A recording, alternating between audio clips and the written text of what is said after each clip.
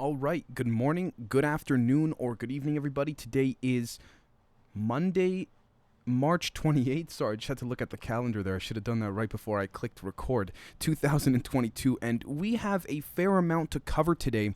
First and foremost, let me just say that for those on the public side that might have been saying, oh, Dave, are you, or might have been thinking to yourselves, are you slowing down with the content or anything like this? Truthfully, for those that are on the Patreon, you'll know that I've done nothing but speed up and work harder than ever. Unfortunately, and I truly do not mean to sound like a grifter or a salesman here, folks, but all the content that I'm now delving into, not all of it, but a good chunk of it, I can't put on YouTube to the point where I've even used Dropbox shareable links on the Patreon, because even making it a YouTube private or unlisted video, I've been afraid of the channel getting nicked. So point being is that I've just put a load of energy into the members' content, mainly because there's so much we're exploring there. For those that are on the fence or on the edge about signing up, I'm not saying it because it is, of course, our Patreon, our show, but I think you won't regret it. So just wanted to address that for those that may have wondered, where have Dave's weekend episodes gone? So just wanted to bring that up. Now, first and foremost, we're going to be covering news from all over the world, but let me just say, Will Smith slapped a guy. He slapped Chris Rock. Big whoop. Okay, let me just say, I'm not trying to be that person that goes, oh, what's the big deal, yada, yada. Look, a celebrity slapped another celebrity very hard. A whole bunch of crap came from it. Will Smith's son, Jaden Smith, tweeted something like, this is how we do it, or something like that. Point being, in my humble opinion, he is a human being who slapped another human being. This happens every day to millions of people, unfortunately, but it does happen. Now, from the perspective of an intelligence angle, as ridiculous as it sounds, this is a fantastic, assuming this was even an operation in that regard, but this would be a fantastic way to distract from the alleged failing narrative pertaining to Ukraine. Now, when I say failing narrative, I want to be very, very vigilant when I say that, because I'm not saying that because there's a failing narrative, nobody is dying there. Let me be very, very clear, folks. Again, I want to be very prominent and say that very strongly.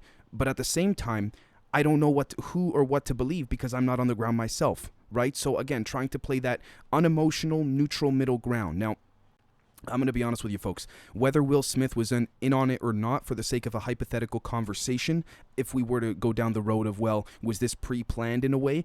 I'll be honest with you. Again, they're actors. This is what they do. But at the same time, now I may be going into a little bit of woo territory, even though I highly doubt it. It's possible Will Smith didn't know about it beforehand, and a direct energy weapon of a very minimal amount was used to influence his emotions and his brainwaves for a very short period of time. I know I might sound silly or crazy or ridiculous, but I mean, it's real tech. And look at how much attention the Will Smith-Chris Rock situation has distracted from what seems to be the biggest thing in the world right now, which is Ukraine. Right? So I'm going to leave that there. There's a few different roads we can go down with respects to speculation, or it could simply just be, like I said at first, a human slapped another human. That's it. And we could argue very strongly, if this was not an intent or a mini stigma operation to distract from the alleged or so-called failing Western and European narrative pertaining to what's going on globally, then, again, I don't know what to tell you. I really say that with the utmost respect, because it's like there's so much focus on this. I mean, within 10 hours, I think just on The Guardian's YouTube channel, it almost hit 40 million views, that 2 or 3 minute clip. And everybody on Twitter's tweeting about it. I mean, if I'm extraterrestrials and I'm looking at this and it was not an intelligence operation, I would say, these people are ready for what? No way. And I would agree with the aliens, even if that meant that I had to die on this planet myself. If, again, so point being, now, if this was an intelligence stigma operation to distract, I could see why the aliens, the benevolent ones, would want to get involved, because then it's like, look, these people have been butchered psychologically for so many years now. We got to help them. One human slapping another human makes them distract from a much more important situation, right? But then we can also argue as well, the whole concept of, sadly, people are dying, but Ukraine being a distraction too. it gets tough, folks. Sort of go down a downward negative spiral in that regard, which sort of speaks to the bigger picture of the more you lie, the more you have to cover those lies with more lies, and it just never ends. So sorry for the little ramble, but I just want to sort of get that out of the way. First and foremost, the FCC has added Russian cybersecurity and antivirus provider Kaspersky Lab, as well as China Telecom and China Mobile, to its national security threat list. Again, that, in my opinion, that's politics. If we want to really talk about the seriousness of it all, if we want to talk about this being, the Russian cybersecurity and China Telecom and China Mobile and all that being a true risk to national security, why wasn't it put on that list way before this? So I don't know. I think it's a little more, it's more political than anything, of course, but the next thing is that, speaking of politics, Hunter Biden helped secure funds for a U.S. biolab contractor in Ukraine, according to emails reviewed by the New York Post, to be clear. And it's interesting because, if I'm not mistaken, when the New York Post editor called, I think I reported this last week as well, all of the 22 spy chiefs in which signed that letter saying that the Hunter Biden laptop was fake, some of them doubled down, some of them refused to comment, others didn't even pick up the phone. So again, where's the accountability? For me, it's not about who's right or wrong. Why isn't the media being held accountable? Again, we know why, obviously. I know some of you are probably listening to this going, Dave, come on, you know why. Yes, but for those that are new to the channel and all that, just to sort of get your mind going a little bit, just to make you think a little more. I mean, it's... Why haven't the accounts of all the reporters like Jake Tapper and Chris Cuomo, why haven't their Twitter accounts been totally suspended? Or particularly Don Lemon, if you will.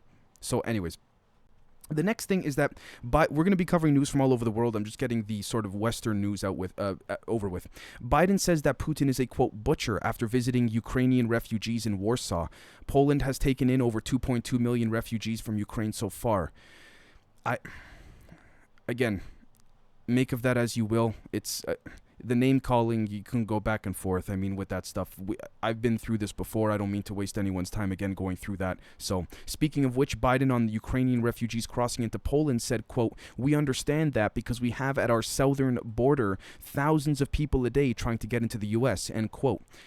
Make of that as you will. Again, I'm going to be honest with you, folks. The reason I'm reporting this is because a lot of his comments are very strange and weird, and this is not anything new to any of us. I know a lot of you are probably thinking, yeah, no shit, Sherlock. No duh, Dave. Yes, granted, I get that. But I mean, now it's almost like it's too much now. I mean, to even further that, Biden said in his speech yesterday, quote, nobody believes we're going to take down, and then he paused, and then he said, I was talking about taking down Putin. Nobody believes that. And then he added he's not walking anything back. He said he was expressing moral outrage but not articulating policy change, end quote. Again, this refers to Biden allegedly saying, I'm just paraphrasing here, basically saying earlier that Putin has to go. So, again, make of that as you will. The next thing is that Elon Musk said, quote, it is very important that Germany does not shut down its nuclear power plants. I think that's totally insane, end quote. I don't like Elon Musk, but I do agree with him in this regard. However, for him to say that publicly, it shows me personally there's more friction and tension behind the scenes than even those behind the scenes pulling the strings would like there to be. That's what this tells me. Maybe I'm wrong. Again, this is just what this tells me. But the next thing is that Abramovich and Ukraine negotiators, I believe Abramovich is a Russian oligarch billionaire, and Ukraine negotiators reportedly suffered from, quote-unquote, suspected poisoning, end quote, as skin allegedly peeled from faces after peace talks with Russia. Abramovich lost his sight for several hours and was treated in Turkey, Bellingcat claimed. Okay. Let me be very clear here, and actually, let me say first and foremost, I should have said this at the beginning of the episode, I would like to formally apologize for spreading potential misinformation pertaining to Hunter Biden's lawyers and the Department of Justice. I would like to thank Goddess of Kratos for emailing me saying, Dave, Hunter Biden's lawyers are not Department of Justice lawyers, but he is friends with Department of Justice lawyers. So again, to be fair, I want to just clarify last week's alleged remarks. So, because if I don't apologize, what better am I than CNN, in my humble opinion, right? I'm no better. Now, as it pertains to Mr. Abramovich losing his sight for several hours, here's the thing. I don't believe that, but I also don't not believe that. I don't know which direction to think in this particular instance, and I'll tell you why. The report, regardless of who reports it, you should always question it. Even if when I report things to you guys, we should always have healthy skepticism, even from me, right? Because it would be unfair for me to say question everything but don't question me, right? So what I'm trying to say here is that Bellingcat, Belling, Bllingcat, that's how you spell it for those that are not familiar. Bellingcat reported this. Now, the reason I want to bring this up is because Bellingcat has been known to be a CIA front company amongst many other things. Now, I'm not saying that's a bad thing nor a good thing. Again, I'm not trying to be emotional. You got to follow the money. And when Bellingcat reports something, that's when I know that they seem to be losing a little bit of the narrative, in my humble opinion, or control of the narrative. And I say this because, I mean, the fact that they use Bellingcat as their main source, that tells me the intelligence community is desperate to stir something up. Now, that does not mean that Abramovich did not experience this. That's not what I'm saying. I'm just saying the fact that it came from Bellingcat tells me a lot. It tells me where that's going to go down the road over the coming days as it pertains to other reports and stories. Now, it's possible this Abramovich story may be accurate, and it'll be reported by Bellingcat so that when a fake story comes out down the road, potentially, hypothetically, and it's reported by Bellingcat, it doesn't look as suspicious because it's like, well, they reported an accurate one before or earlier. You guys see what I'm saying? I just want you to be vigilant of that. And please don't take my word. Search it up. Look, do a deep dive into Bellingcat. They're CIA. I mean, sorry. They have associations with the CIA for the sake of YouTube, let me say. The next thing is that, let's see, Lebanon's central banker is being probed in a money laundering investigation. The investigation revolves around money laundering and embezzling public funds in Lebanon between 2002 and 2021. Folks, I cannot help but laugh. Why? These people, there's no difference between these people and organized crime. There is none. The only difference is they wear ties. That's it. And some of them are sharper, but that's it. That is it.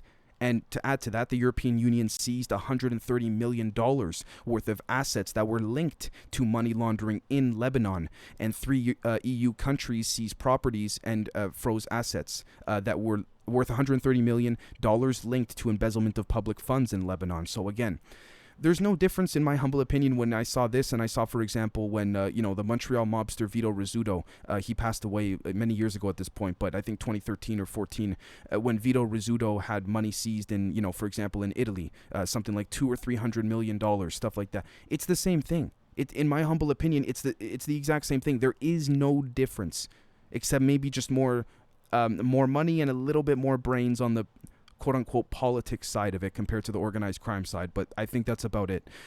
The next thing is that Israel is trying to boost ties with Arab allies, but the Palestinians are not included. Shocker. Arab countries call for deeper relations with Israel at a summit despite continued Israeli occupation of Palestine. Again, I'm not surprised. I'm really not. I don't think any of you should be either, respectfully. The next thing is that Turkey finds, by the way, speaking of which, this is not necessarily good in my humble opinion either, because if we look at the back-end structure of things, we see that Arab allies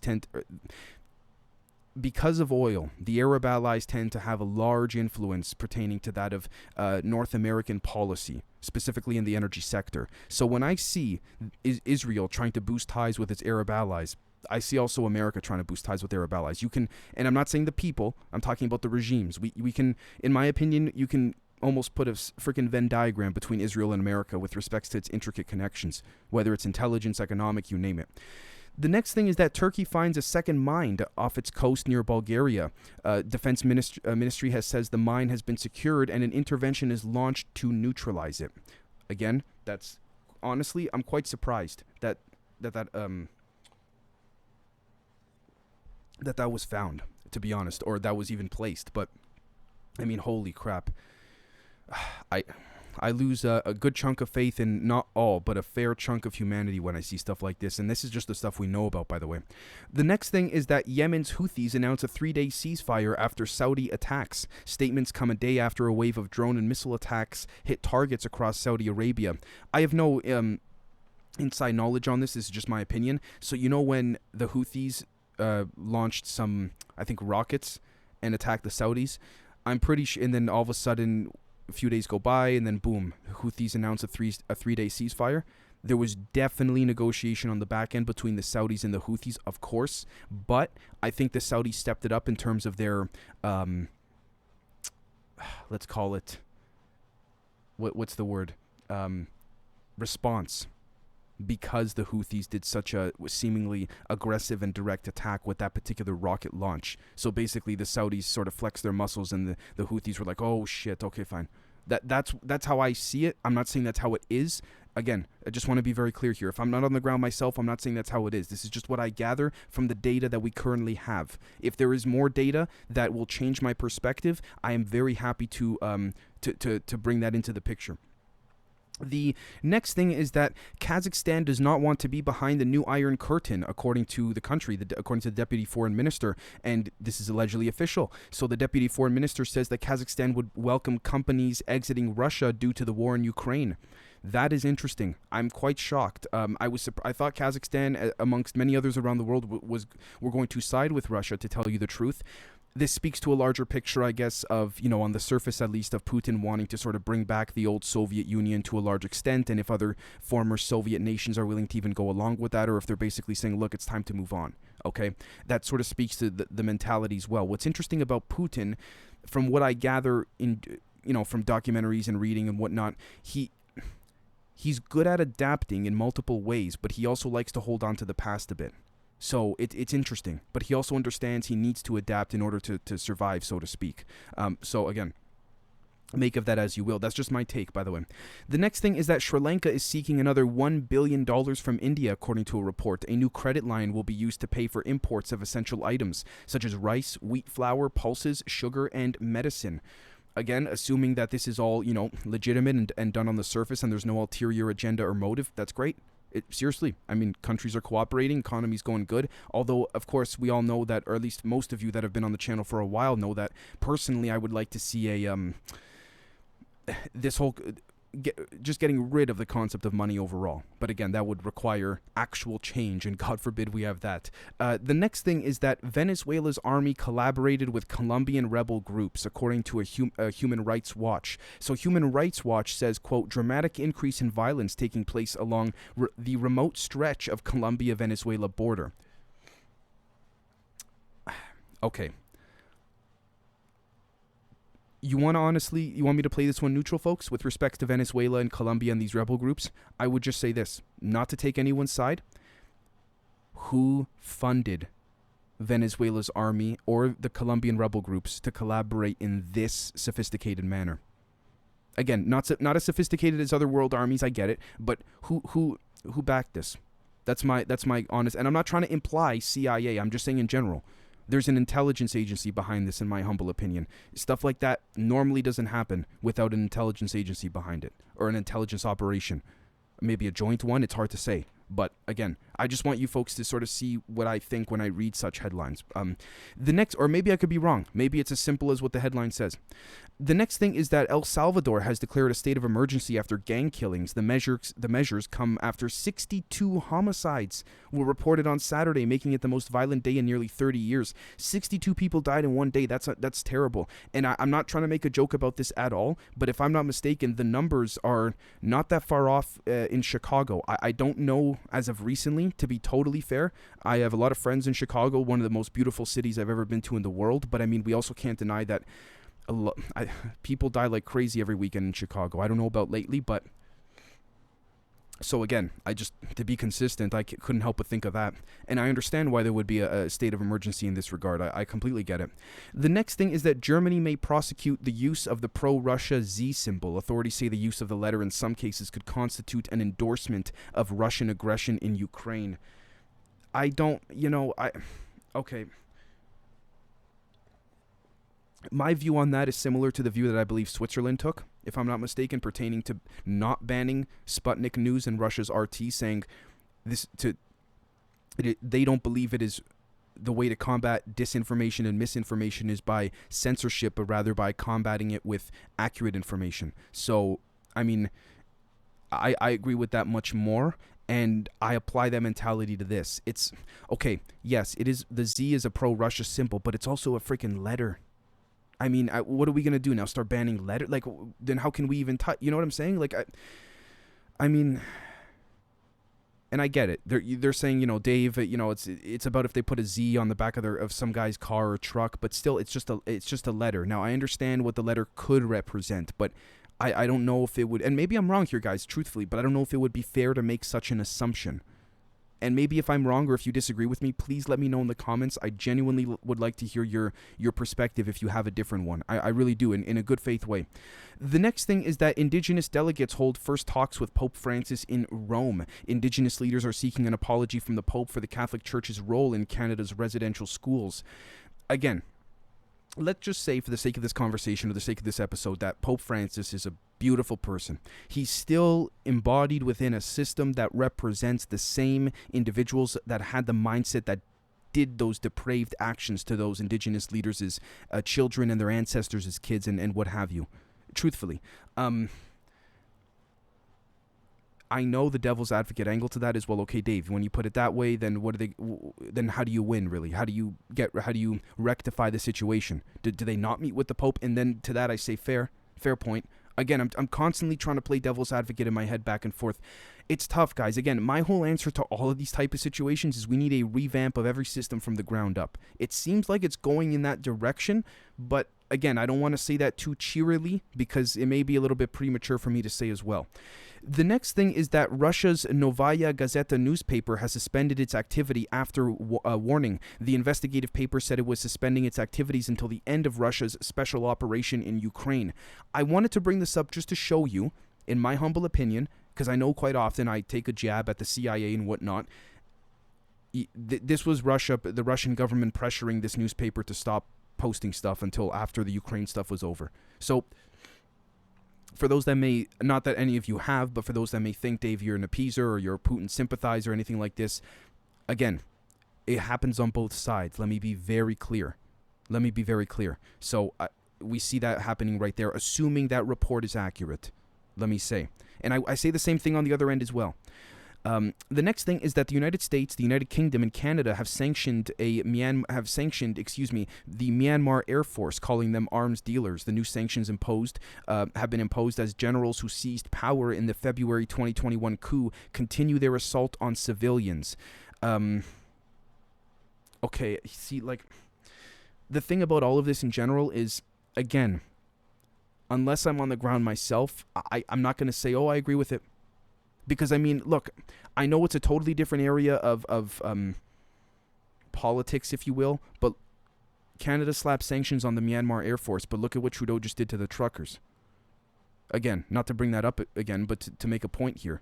So, it's very clear to me, guys, that, you know, the stage has been set and that the actors are falling off the stage and they're trying to hold on to that curtain to keep them up, metaphorically. Or maybe even that too is a stage, right? It makes you think. But point being, I look at this and I go, it's the same old tactics. There's only a finite set of tactics, in my humble opinion, that one could use. And this is what seems to be the case. The final thing is that, according to Boris Nemtsov, a murdered Putin rival was tailed by agent linked to FSB hit squad. Again, I think Boris Nemtsov, I think he was the rival that Putin murdered. Yeah, I mean, and I'm not trying to say this in a way of like, it's Putin, we can't do anything about it, because that would be inconsistent of me and unfair of me, because I say in other countries change needs to happen, so it would be unfair for me to say in Russia, what are you going to do? That would be unfair for me to say.